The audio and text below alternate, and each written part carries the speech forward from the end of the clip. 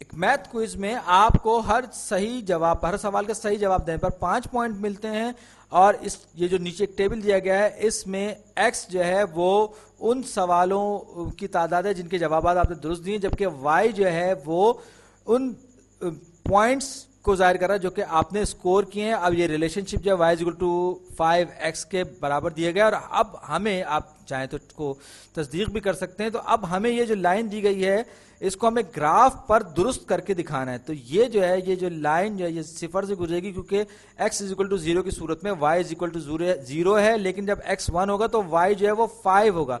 तो x 1 और y 5, तो ये जो है ये मेरे ख्याल में ये बिल्कुल सही होगी, क्योंकि x इज इक्वल टू 1 की सूरत में 5, 2 की सूरत में 10। तो आप देखें ये 9 तक जा रहा है लेकिन ये 10 पे पहुंच रहा है। तो हमारा जो सही जवाब है ये यही इसके लिए मुझे लगता है सही है, और हमारा जवाब दुरुस्त है।